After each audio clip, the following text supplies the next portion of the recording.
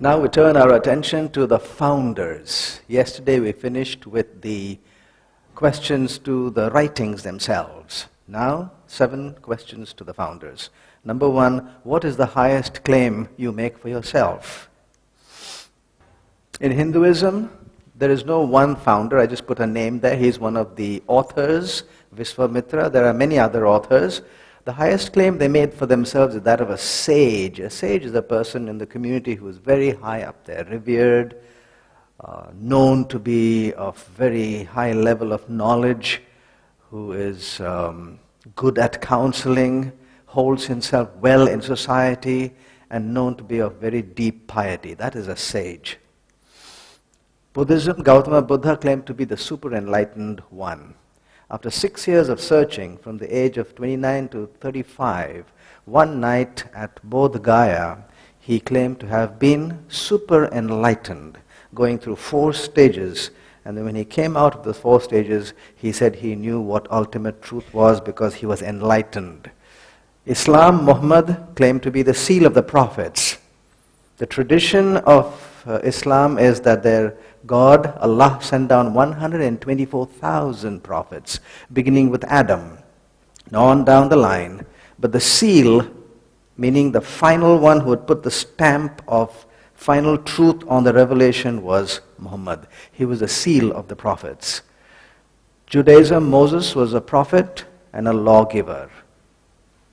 When he came to this man, Jesus, he said he was the Son of God.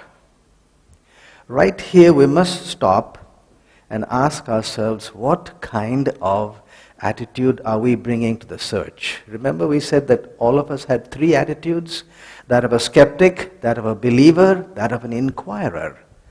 The first inclination when you look at all these 5 is to say that the line is drawn here for the simple reason that a sage and an enlightened one, a prophet and a lawgiver are all human. This is a superhuman claim. So immediately I stepped back and I said, ooh, what is he claiming to be? He's dressed just like me, eats food just like me, goes to work, struggles every day at his carpenter's shop. What gives him the right to call himself the Son of God or God? So the first inclination is complete disbelief. But that wouldn't be fair. That would be becoming a skeptic. Or the other way is saying, well, the people say that he is, so I'll also say he is God. That would be a believer. No, we must be an inquirer. And if you are an inquirer, you must scrutinize that. Clearly, that was the highest claim anybody made. All the others were in the realm of our own living. That is in the realm of the supernatural. He claimed to be the Son of God. How would you go about trying to see whether that claim will match anything? One possible way is to accept that he was a human making a big claim. So the question is, what kind of humans who are ordinary make those big claims? What kind of a person or a being could ever call himself God? Mad? Deluded? An incorrigible pathological liar?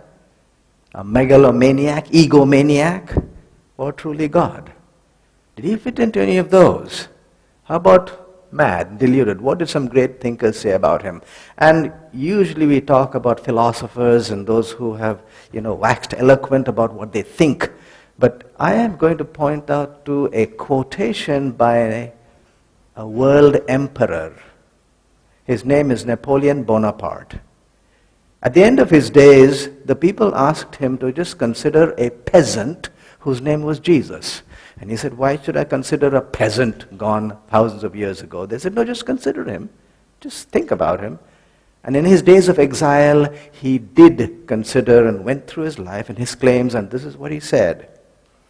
Everything in Christ astonishes me. The nearer I approach, the more carefully I examine. Everything is above me. Everything remains grand, of a grandeur which overpowers. Neither history, nor humanity, nor the ages, nor nature offer me anything with which I am able to compare it or explain it. Here, everything is extraordinary. Bernard Ram said these words about the words of Jesus. They are read more, quoted more, loved more, believed more, translated more because they're the greatest words ever spoken. And where is their greatness? Their greatness lies the pure, lucid spirituality in dealing clearly, definitively, and authoritatively with the greatest problems that throb in the human breast. You don't have to agree to that.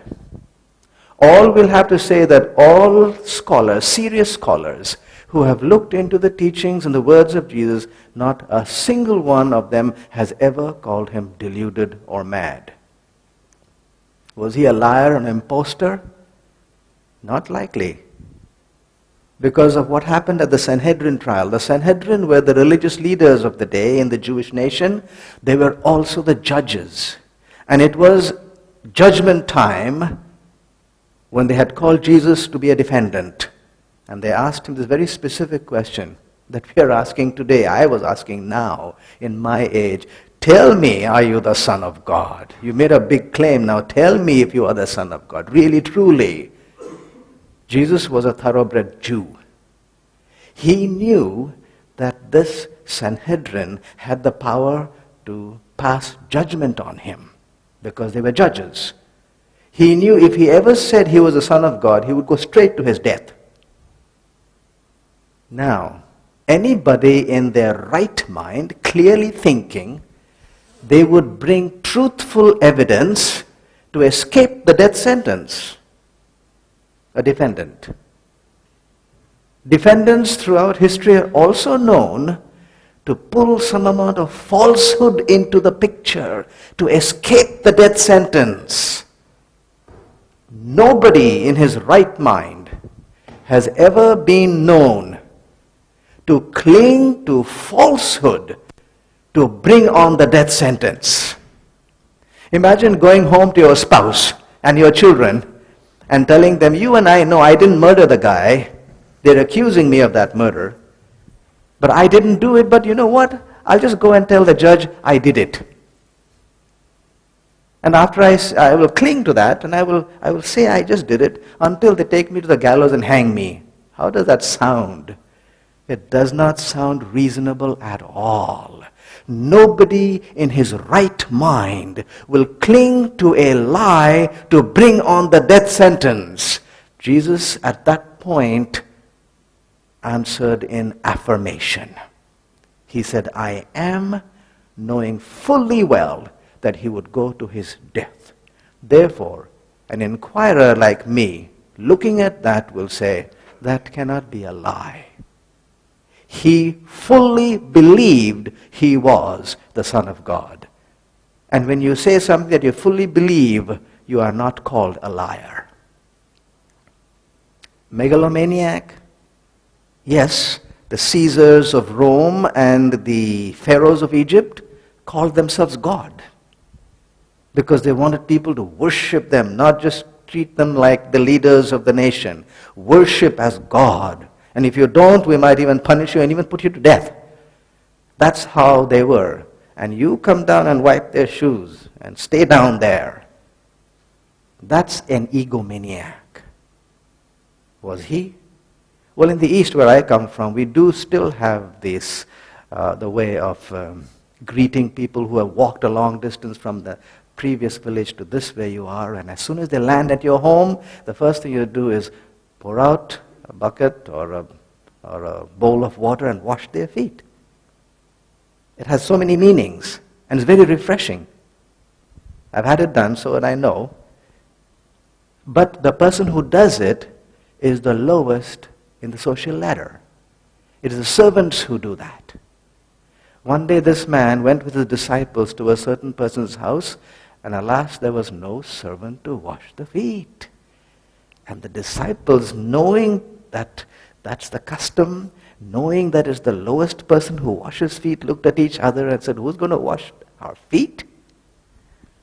This man rose up, took off his outer garment, wrapped his waist in a towel, and washed the dirty feet of his disciples like any common servant. This is not a picture of an egomaniac. And then he turned to the disciples and said, look, I have done it. You also do it to each other. This is not a picture of a person who drunk with power. I could not call him a megalomaniac, so truly God, but it struggles. How can I easily say he is God? And yet, this claim is written in the best attested ancient piece of literature. It is not mythological. So here we are. Can't throw it out, can't accept it fully. Difficult. And so let's remain an inquirer and keep on inquiring. Today, tomorrow, anytime. But remember, it does not fit into those kind of people who call themselves God as human beings. Somehow there seems to be something different. Some people say, let's give him as much as we can afford to give him. Let's call him a great moral teacher, a prophet. C.S. Lewis was a professor of literature in Cambridge University. He was an atheist, and he examined that very thing. And this is what he said. I am trying here to prevent anyone saying the really foolish thing that people often say about him, which is, I'm ready to accept Jesus as a great moral teacher, but I don't accept his claim to be God.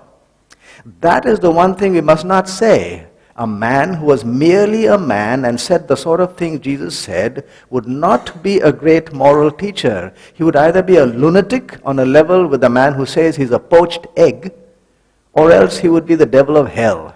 You must make your choice. Either this man was and is the Son of God, or else a madman or something worse. You can shut him up for a fool, you can spit at him, kill him as a demon, or you can fall at his feet and call him Lord and God. But let us not come up with any patronizing nonsense about his being a great human teacher. He has not left that open to us. He did not intend to. He made a claim. There's no question about it. That was his claim. Some people say, for instance, Richard Dawkins, because I think somebody was telling me the other day they had read his book, The God Delusion, in which he says, well, he was honestly mistaken about that claim. Now really, if you're an inquirer, let's look at that word honestly mistaken. You can be honestly mistaken about where you left your keys, or a face in the crowd. Are any of you ladies ever honestly mistaken about whether you are the Queen of England?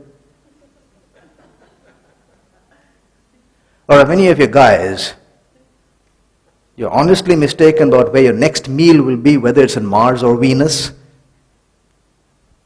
No.